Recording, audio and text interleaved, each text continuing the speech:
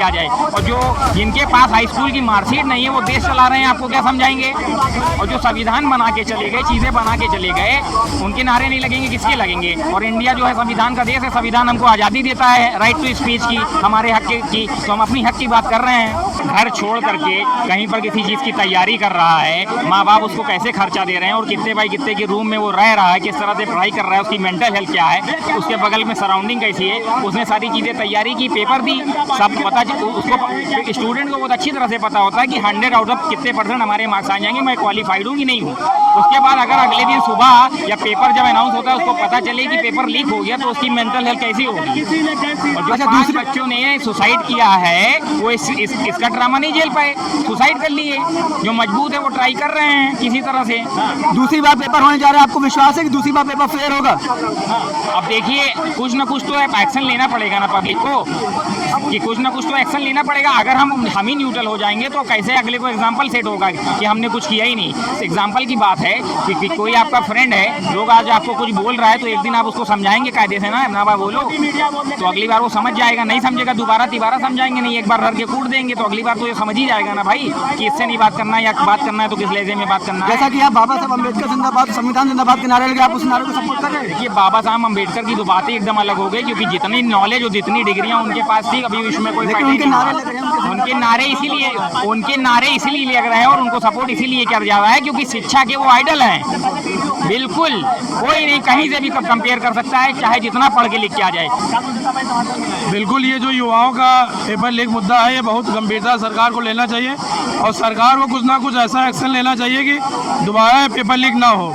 इसके लिए चाहे किसी का इस्तीफा लेना पड़े, चाहे जो करना पड़े। मतलब दूसरी बार जो पेपर होने जा रहा है उस पर विश्वास है ना, फेयर होगा? वो फेयर होना चाहिए। अब सरकार को ये तो सरकार को तय करना चाहिए ना कि कितनी बार पेपर लीक हो चुका, अब पेपर लीक ना हो। अब जो करा रहे हैं इनमें जो भी गलतियां थी उन गलतियों को सुधार करके युवाओं के करियर के साथ, युवाओं के भविष्य के साथ छेड़छाड़ नहीं होनी चाहिए, उनको पेपर सही कराना चाहिए।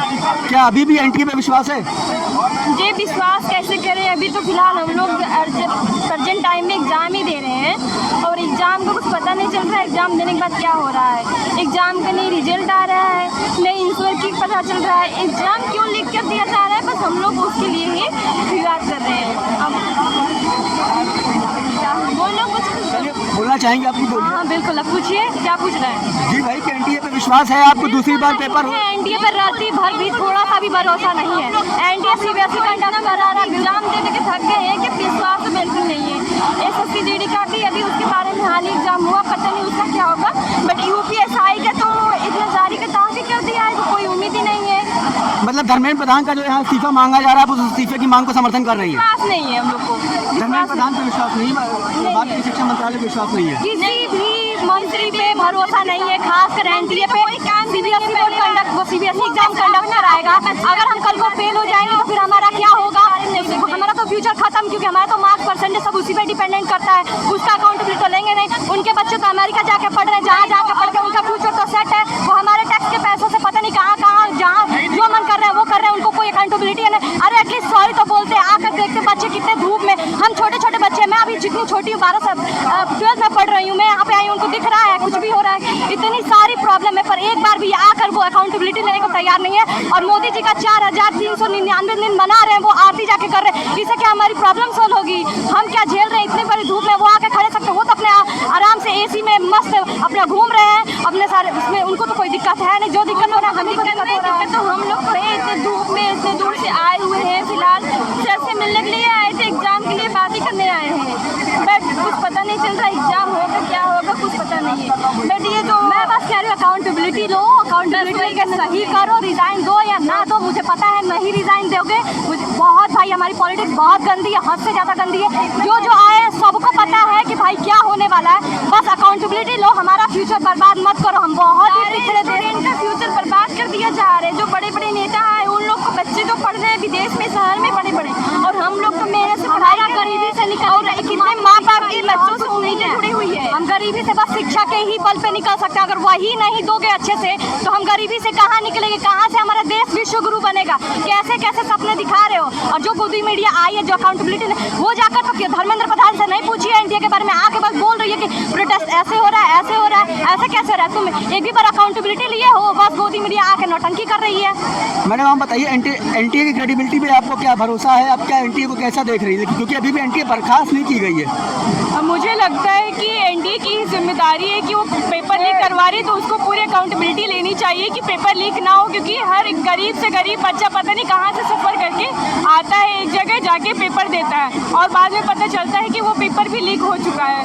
तो मुझे लगता है कि पहली बात तो इसकी एनडीए को पूरी अकाउंटेबिलिटी लेनी चाहिए। दूसरी बात है हमारे एजुकेशन मिनिस्टर जो कि कंडक्ट करवा रहे हैं, उनको भी पूरी की पूरी अकाउंटेबिलिटी लेनी चाहिए कि कोई भी पेपर लीक ना हो, क्योंकि अगर एजुकेशन को ही प्रायोरिटी हमारी कंट्री नहीं देगी तो हमारी कंट्री आगे चल के कभी प्रोग्रेस कर ही नहीं सकती है। अच्छा, दूसरी बात जो पेपर होने जा रहा है उसको तो वायुसेना लगाई जा रही है, एग्जामिनेशन पेपर की जिम्मेदारी दी गई है, तो आप इस जो कदम उठाया गया, जो भी ऑर्डर लाया गया, उसको आप कैसे देख रही हैं? क्या वायुसेना का आप ये माहौल है कि वो पेपर कराएंगी?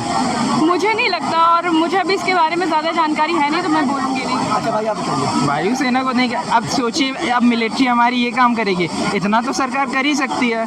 एक पेपर लीक ही तो होता है, नीट का एग्ज़ाम होता है तो हमें उम्मीद होती है एक गरीब बच्चा नीट का एग्ज़ाम देके कम पैसों में डॉक्टर बन सकता है। अब वो भी अगर हम लोग से छीन लिया जाएगा तो एक ज़िंदगी जो बदलती थी हमारी एग्ज़ाम से वो कैसे बदलेगी? हमारी सरकार को ये डर लगा पड़ा है कि अगर गरीब बच्चे पढ़ लिख कर ऊपर उठ जाएंगे तो उनके बच्चे कहाँ जाएंगे और यूथ सरकार से ही फिर क्वेश्चन करने लगेगा ना। इसलिए हमारी सरकार चाहती है जो गरीब हैं, जो अनशिक्षित हैं, जिनको अभी शिक्षा नहीं मिल पाई है, वो अभी शिक्षा से अनुसूचित ही रहे। एनटीए की क्रेडिबिलिटी को आप क्या देख रहे हो अभी? एनटीए में सबसे पहले बिल्कुल बेकार है। देखिए नीट का एग्ज़ाम कराती है एनटीए, वो लीक हो जाता है। अभी देखिए सीयूईटी का एग्ज़ाम है, बहुत सारे एग्ज़ाम एनटीए कराती है। एनटीए की जगह किसी और को असाइन करना चाहिए और जो एजुकेशन मिनिस्टर है उसको रिज़ाइन करके किसी अच्छे इंसान को लाना चाहिए, जो इंसान पढ़ा लिखा हो, हमारी बातें समझे। मैं अपना पर्सनल ओपिनियन दे रहा हूँ, सोनम वांगचुक सर एक अच्छे इंसान है, उनके जैसा इंसान हम लोग को चाहिए जो हम लोग की आवाज़ सुने, जिनको पता हो कि हम लोग पढ़ाई कैसे होती है, बच्चे कितना मेहनत करते हैं, 1 साल तक की नीट का एग्ज़ाम देते हैं, फिर बाद में नीट का एग्ज़ाम नहीं निकलता है तो कितनी दिक्कत होगी। एक बार सोचिए, जिस एग्ज़ाम में जिस दौड़ में हम लोग भाग रहे हैं, उस दौड़ की जो लाइन थी वही पैसे देकर खरीद ली गई, जिसकी वजह से गरीब इंसान तो वहीं रह गया।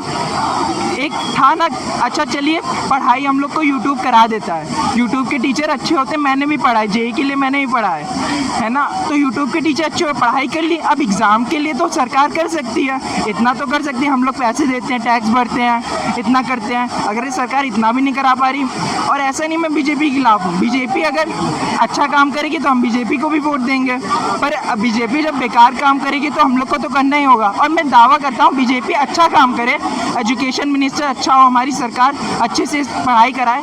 कोचिंग क्यों चल रहा है? जब सरकार स्कूलों में अच्छी शिक्षा नहीं मिल रही तभी तो कोचिंग चले।